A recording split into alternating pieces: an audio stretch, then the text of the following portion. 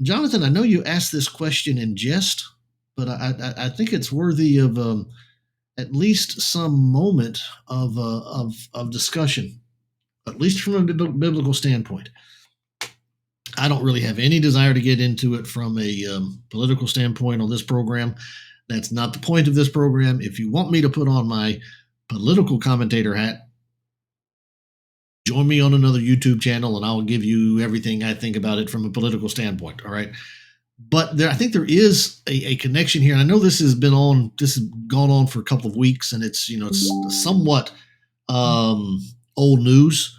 But I still think it's worthy of a comment. So I'll give you a couple minutes on it before we move on to something else here real fast. But there was a pretty big discussion, even among Bible believing individuals. Let me say it that way. When this policy announcement was made, and as I said just a minute ago, I have my own thoughts about it. I do think the thoughts have some connection to moral and ethical issues as you think about it. But as a simple policy statement, is there it's six and one half dozen of another. It's not like this is the first time somebody in either a state or federal government is giving away money. My family runs a small business. As most of y'all know, I started a swimming pool company several years ago. My daughter, son-in-law, and son now run it for me. I'm largely out of the day-to-day operations of it. They handle it themselves.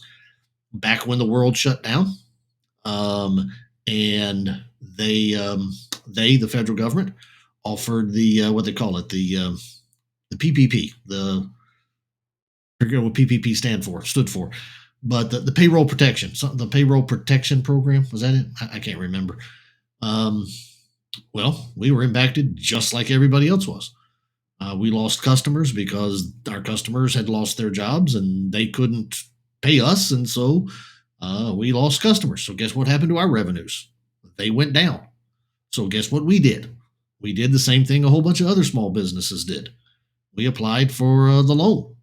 All right. And yeah, I'll tell you one thing for certain.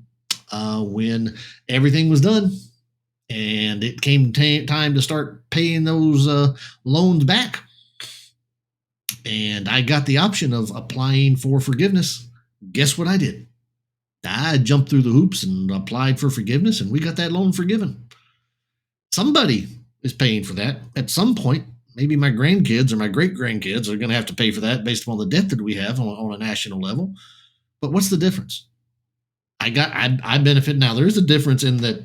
Well, see, I'm about to get into the political commentary, but in terms of policy, let me go there, because I think there is an ethical difference in those two scenarios. But from a policy standpoint, it's an infusion of cash from the federal government to the private sector, which is ultimately taken from other members of the private sector and given, or it's just printed out of thin air. From a policy standpoint, okay, fine.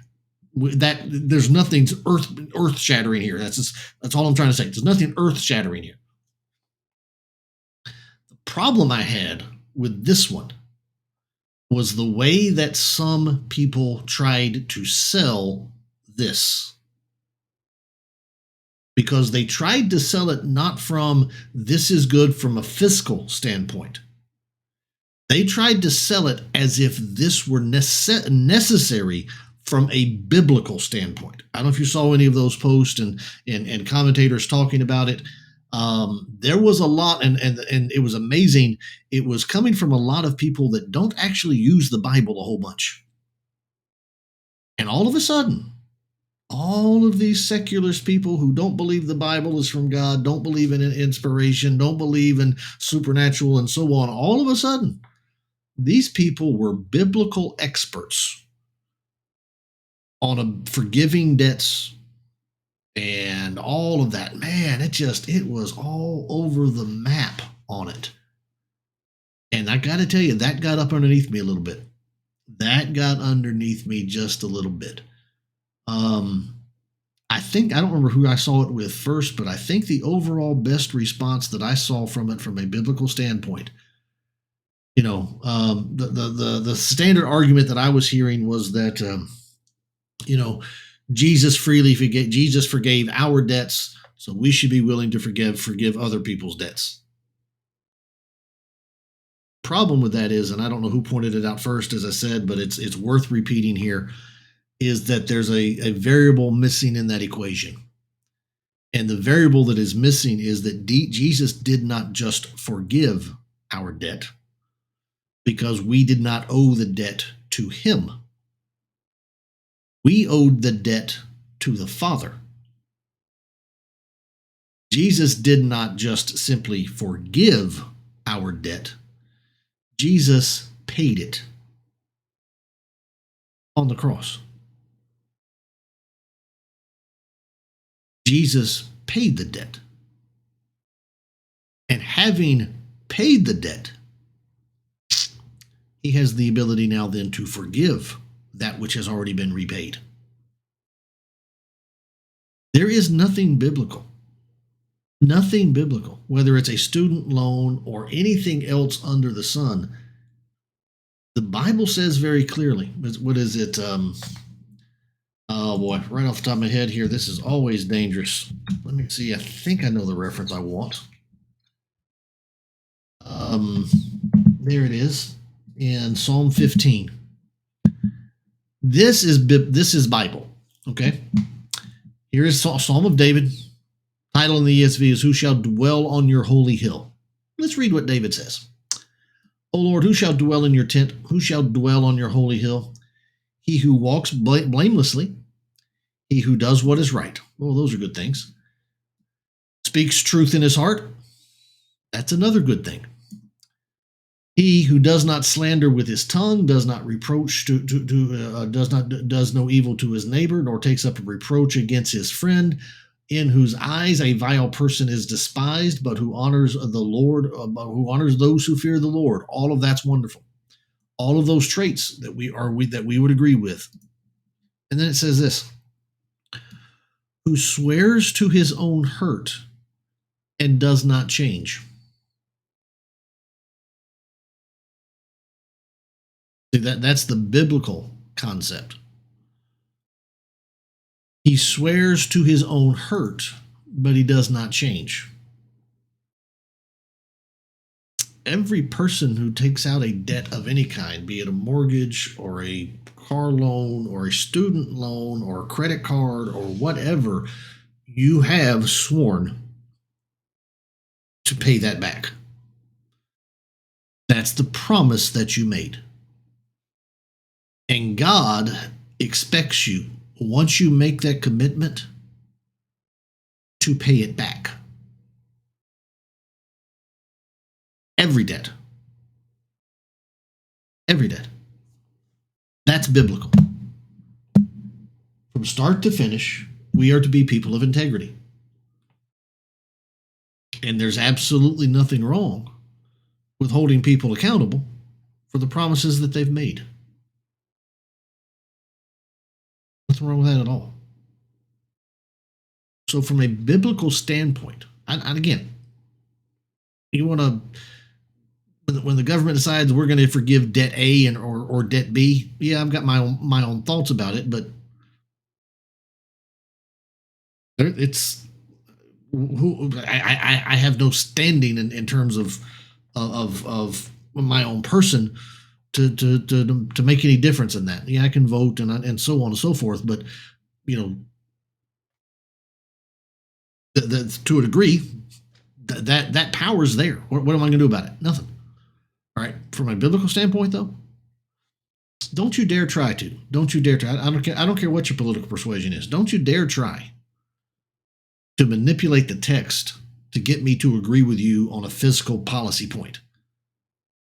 And act as if you have found something in the text, some moral high ground in the text that I now need to respond to. I'm sorry. I'm sorry. I don't. I mean, I was on Twitter the other day and had responded to this guy in Twitter who was talking about immigration. And again, your particular views on immigration. Again, I've got my own thoughts. Let me go over to the other channel. I'll talk to you about him at length. But this individual is trying to use the Old Testament to justify his view of immigration.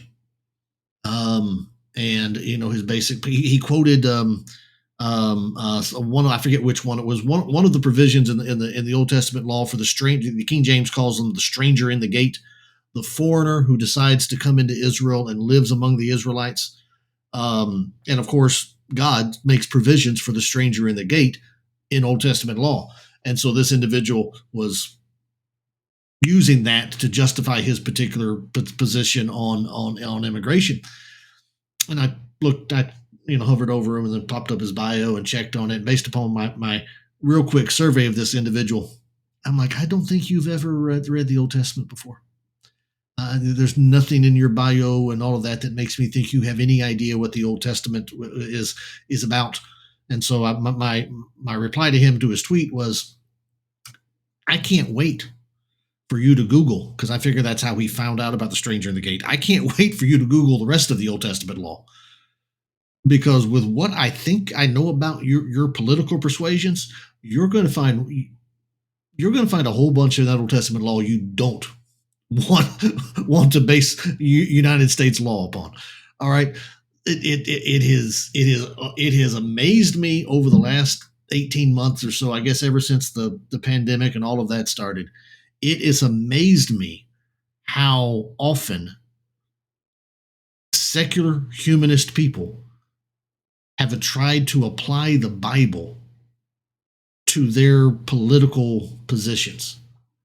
And frankly, it offends me to no end. You want to rile me up, man, that's a great way to do it, because absolutely it will rile me up.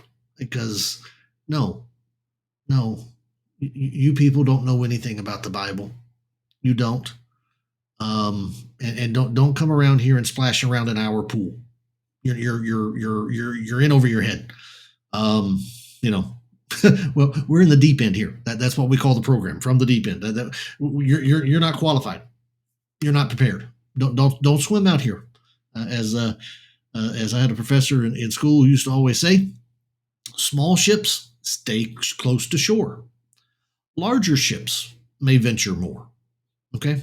Some of these people trying to splash around and use the Bible as justification to get some kind of policy position or something like that, and to try and stop Christians from talking about things because, well, you're not doing what Jesus would do. You're not following the Bible. You're being hypocritical. Stop.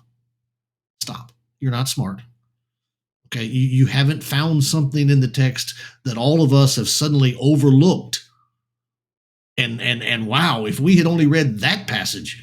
We didn't know that Jesus forgave us? Oh yeah, that changes my idea about what about your political position. No, the Bible's not a political book. Now, it's a spiritual book. It's a moral and it's an ethical book. And yes, your spirituality, your morals, your ethics should have an impact. Should have an impact upon how you view policy and interaction, because that's all policy is. That's all political policy is in the absolute sense. It helps to legislate and govern interactions between either individual peoples or groups of people. That's all it does. Well, what are you doing there? You're regulating effectively relationships. Okay. You know what would be a really good book to help you do that? Really good book to help you do that be the Bible, because it knows how to do that. So yes, the Bible is going to help you have good policy. It's going to help have good governance. No matter the system of government that your particular culture, your particular country has, the Bible is going to do a really good job in helping you have good governance. But when you have denied the Christ, when you actually don't believe in the God of the Bible, when you think the Bible is made up of myths, don't presume to think that you have any standing to try to use that. You don't. You are in over your head, and you don't know what you're talking about. And I'm going to try and help you here. You look foolish when you try. Don't do it. All right, just stop and don't do that at all. So, Jonathan, I know you said you put that in jest, but I wanted to talk about it because I just, like I said, it has been something that has been on my mind on and off since all of this. Well, actually, even before this discussion of student loans and all that came up. Um, don't be intimidated into silence. If you have, whether you're for or against a particular policy position, don't don't um, don't be swayed into silence based upon what somebody pulls one verse out of context, takes one verse of that and so on, and tries to use it as a club to make you a person of faith, not talk about social matters. That's what they're after. Okay, that's ultimately what they're after. They don't want people of faith talking about social matters. Don't. And I'll tell you why. You want to know why? Let me help you here. The reason they don't want people like us talking about social matters is because we do it from a biblical standpoint. We do it from a standpoint of absolute truth. And we do it with the instruction of the one who designed the entire world. And he's right about it all. If they actually had to answer the positions that we put forth from the text, they'd have to give up their position. They ultimately would have to repent of their actions. So they have tried in the last, more so at least from my, everybody's personal perspective or historical perspective essentially starts from the time they're born, right? I was born in 1971. I can't tell you what happened frankly, I can't tell you what happened in 1971. I was alive, but it doesn't really matter. But I can't tell you what happened in 70 and 69 and 60. I can read books about it. But we all have that perspective, the old cliched jokes about your parents had to walk both ways up, uphill in the snow, both ways to school and back and forth to school, that kind of stuff. We all do that. Times were different back when, and the back when is always starting from when we were born. So if you're 70, I'm 51. If you're 70, hey, you've got 20 years on me that the world was different in those 20 years. If you're 31 out there watching that, like Jonathan, I think you're a fairly young guy. I got 35 years on you, 30 years on you, something like that. Not 35. That puts you way too young. Hey, that would only be 16. I'm not that old yet. Haha. But I've got maybe 20 years on you, 25 years on you. I got the same thing. Get a different perspective than you do. And we all do that. And we all think our world is harder or so. Okay.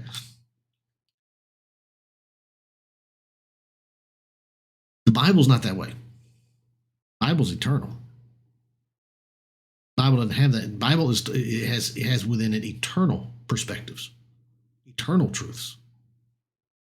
It's the answer to all the trends and fads and so on. And people would have to own up to it. They'd have to respond to it. And in the last, within my perspective, as I was saying a moment ago, before I distracted my own self, in the last handful of years, people have tried to take the text more so in any other time that I know of, and turn it against Christians, and use it as a weapon against us. For years, we've stood metaphorically on the street corner saying, repent or perish. What I've seen more recently is that even some who claim to be preachers of the gospel have turned the text around and are using it back on the church. And effectively what it is I think I've heard people refer to it as winsome Christianity. Meek, mild, never says a cross word, never criticizes the other side. I mean, just a couple months ago, I think I talked about this several episodes ago. Again, need Travis here to tell me what episode it was.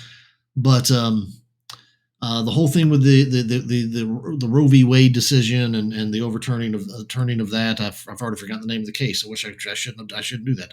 But back in June when that happened, immediately people who claim to be preachers of the gospel from different religious backgrounds turned not toward the pro-abortionist people, but turned back toward Christians, back toward the church, and told the church, shh, don't celebrate too loud. Shh, be quiet. Because if you celebrate right now, you're going to offend some people that you should be preaching to. You should be trying to save these people's souls, and you need to be thinking about that instead of celebrating. Okay? Now, maybe there's some people, frankly, they're just misguided, but yeah, I'm not listening to you. Nah, not here. I'm still not done celebrating. Anytime you want to, we'll celebrate it. Yay. A great evil was recognized and at least partially overturned among us. Perhaps the greatest evil ever done in the history of this country. 40 million babies killed. Yeah. Anything that gets us closer to stopping that, I'm going to celebrate it and celebrate it loudly because I think that's biblical. I think we're supposed to rejoice in righteous things. And if that offends you, I'm sorry, I'm not stopping. The reason you're offended is not because I'm celebrating. Nope. The reason you're offended is because you're evil. Sometimes you need to be offended. I think Jesus did that one time, right? There was a group of people that the disciples came to Jesus and said, hey, don't you know they were offended by that? Do you remember what Jesus said? You remember he said, oh, you know what? I'm sorry. Let me run over there and apologize to them and maybe I can turn. No. Jesus kind of said, don't care. This is the truth. They're evil, and your righteousness needs to exceed the righteousness of the scribes and the Pharisees. You need to be more righteous than they are. Let them be offended. That's what they're trying to do. When they tell us we shouldn't talk, when they try to use all of this, use the Bible as a weapon back at us, what they're trying to do is stop the salt of the earth from being the salt of the earth. They're trying to make us be quiet because the gospel spread might just attract some people to it. So no, I'm going to celebrate, and I'm not going to allow some secular humanist who doesn't believe in God and has all of the stuff that we could go down, all the litany of stuff going on in their lives. No, you don't get to be the expositor of the Bible for me. Frankly, I know it better than you do. I'll listen to me first.